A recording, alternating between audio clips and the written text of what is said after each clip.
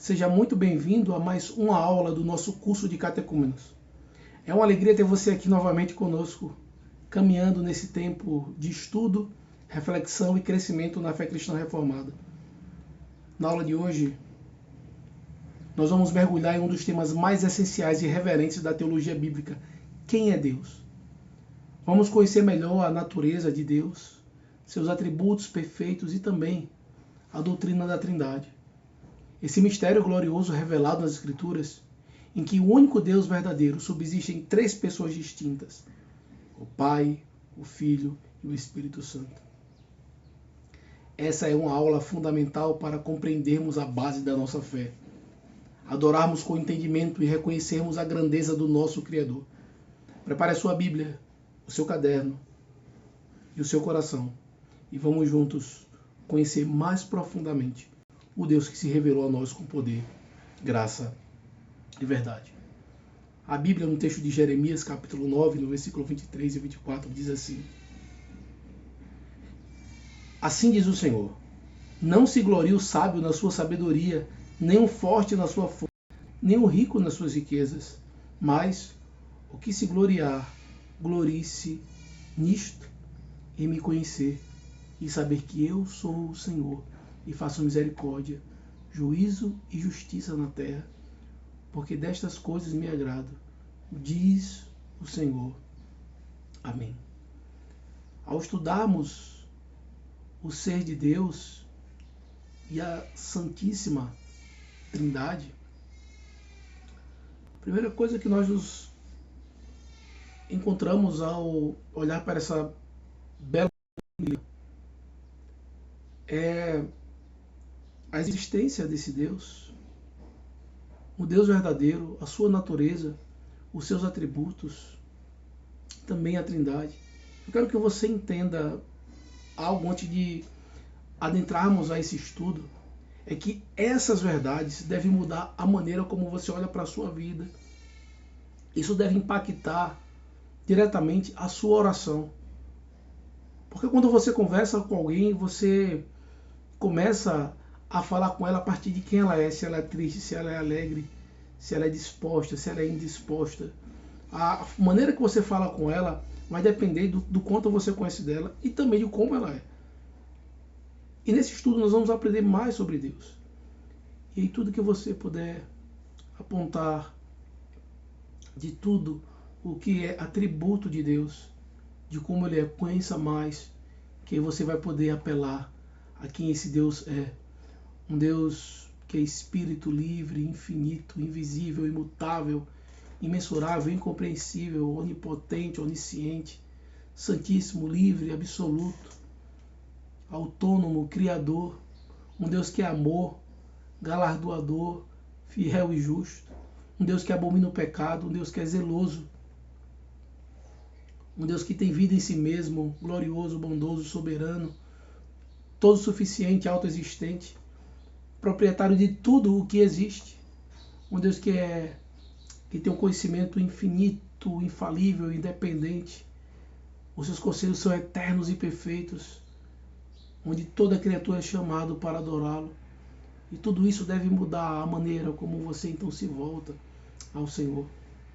E diante disso, eu quero aqui te pedir que você não se esqueça de quem Deus é. João Calvino, quando ele inicia as Institutas, e ele vai falar sobre o conhecimento de Deus, ele traz uma relação dizendo que quanto mais nós nos conhecemos, Deus, nós não temos um conhecimento correto. Mas a partir do momento que nós conhecemos a Deus, nós conhecemos a nos conhecermos de maneira melhor. Porque a palavra diz, lá na criação em Gênesis, que nós somos criados à imagem e semelhança de Deus. E por isso, quanto mais nós conhecemos a Deus, nós conhecemos a nós mesmos. E vamos entender por que nós somos criados. E que você possa, então, estar se conhecendo melhor como criatura, ao conhecer o seu Criador. A doutrina bíblica a respeito de Deus começa com a afirmação que há um só Deus verdadeiro. Ela inicia trazendo para nós que só existe um Deus, não há nenhum outro. Esse Deus não é uma ideia filosófica ou um conceito abstrato, mas ele é um ser pessoal que se relaciona. Um Deus que é um Deus vivo, um Deus infinito em glória, um Deus que é poderoso, um Deus que é perfeito, um Deus que se revelou ao mundo, como vimos na última aula, por meio da criação e da sua palavra, e especialmente por meio do seu Filho, Jesus Cristo, o nosso Salvador. Então Deus, ele é um Deus que se relaciona, ele não nos deixa só, ele não nos abandona, ele fala conosco por meio da sua palavra e nos ouve por meio das orações. Então você possivelmente que está assistindo esse curso de catecúmenos, se você está iniciando a sua fé, não deixe de falar com Deus por meio da oração e de ouvir a sua voz por meio da sua palavra. Fortaleça o seu relacionamento com Deus. Se você já é um cristão que está em uma caminhada já há um tempo, iniciando a sua fé, já professou a sua fé, fortaleça. Se você não tem tido a vida de oração, não tem lido a palavra do Senhor.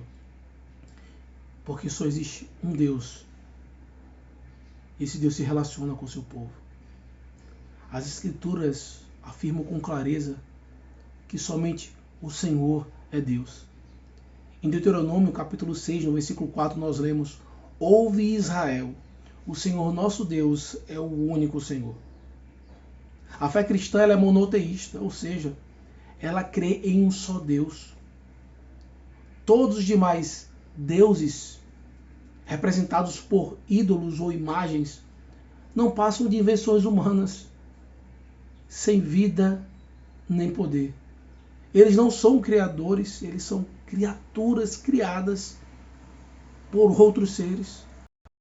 Paulo, em 1 Coríntios, capítulo 8, versículo 4 e versículo 6, confirma que não há outro Deus senão um só. E que para nós há um só Deus, o Pai, e um só Senhor, Jesus Cristo. Por isso, a conversão cristã implica em abandonarmos todos os ídolos e se voltar ao Deus vivo e verdadeiro. Como aconteceu com os Tessalonicenses. Você pode ver lá em Tessalonicenses capítulo 1, versículo 9, como eles abandonaram os seus ídolos. Jeremias, o profeta, ele testificou. Mas o Senhor é verdadeiramente Deus. Ele é o Deus vivo e o Rei eterno. Em Jeremias 10, versículo 10. E esse único Deus, ele mostra como ele é, a sua natureza. E é isso que nós vamos ver agora, a natureza de Deus. Esse Deus único não é visível, palpável ou limitado como os deuses inventados pelo homem. Deus é Espírito. E Deus sendo Espírito, a palavra do Senhor nos mostra que é necessário que os seus adoradores adorem em espírito e em verdade. Ele não possui corpo físico, nem é composto por partes materiais. Ele também não está sujeito às paixões e oscilações emocionais humanas. Deus é um ser livre e infinito em seu ser e perfeições. Jó, ele declara que ninguém pode esquadrinhar totalmente a Deus, cujos caminhos são mais altos do que os nossos.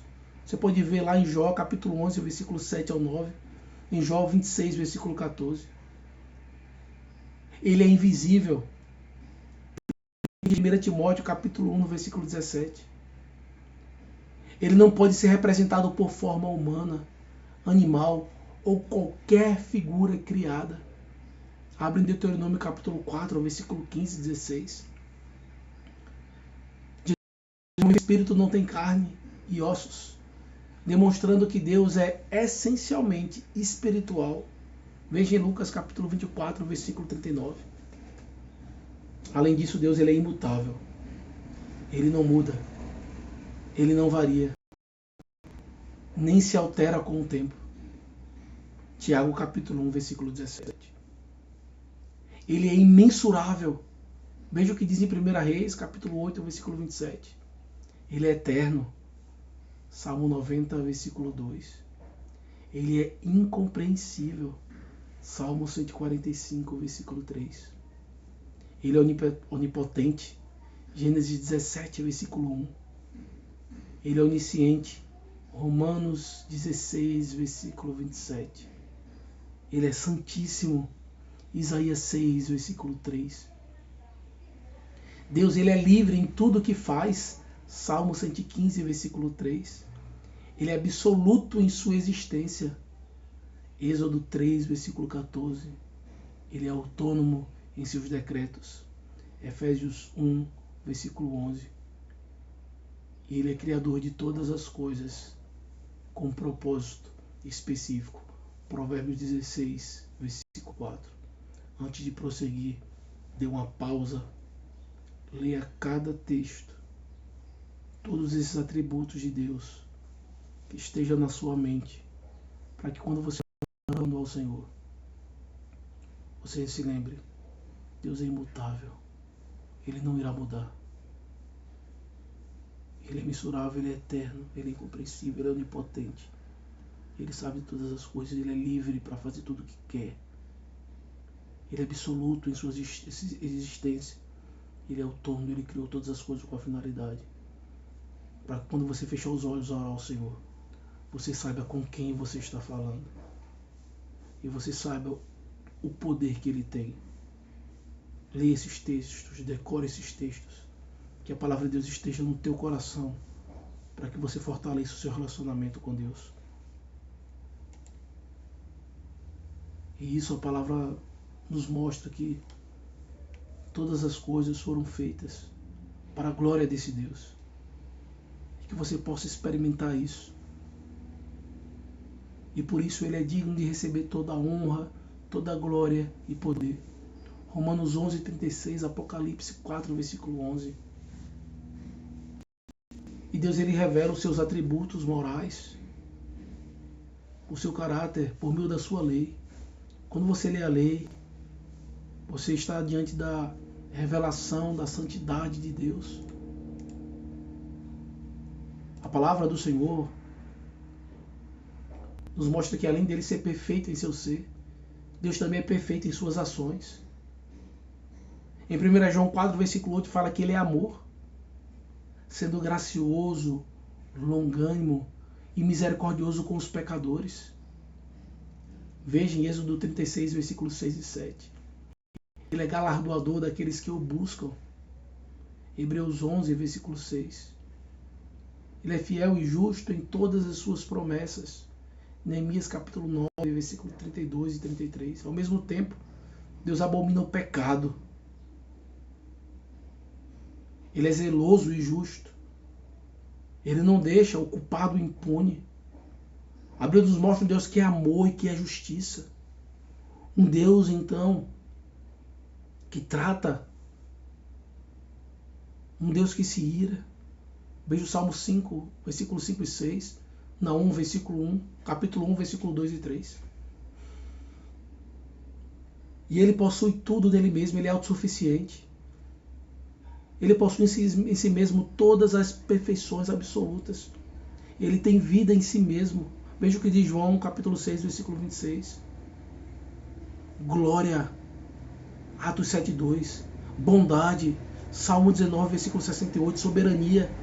1 Timóteo 6, versículo 15. Ele não depende de nada nem de ninguém. Paulo declarou que ele não é servido por mãos humanas como se precisasse de alguma coisa. Atos 17, 24 e 25. Ele é todo suficiente e autoexistente. Precisa entender. Deus, Ele não precisa de você. Ele não precisa de mim, Ele não precisa de nós. Somos nós que precisamos dele. Como Criador, como sustentador. Também proprietário de tudo que existe. A glória de Deus não depende do homem, mas é manifestada por meio dele. Romanos 11, 36. Ele tem domínio soberano sobre todas as coisas. Apocalipse 4, versículo 11. E todas as criaturas prestarão contas a ele. Em Hebreus capítulo 4, versículo 13. O seu conhecimento é infinito, infalível e independente. Veja o que diz Romanos 11, 33 e 34. Os seus conselhos são eternos e perfeitos. Atos 15 e 18. Nada escapa aos seus olhos. Provérbios 15, versículo 3.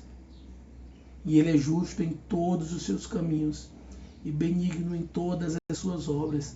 Salmo 145, versículo 17. Diante de tudo isso, toda criatura é chamada Apocalipse 5, versículo 12 ao 14. Você deve entender isso.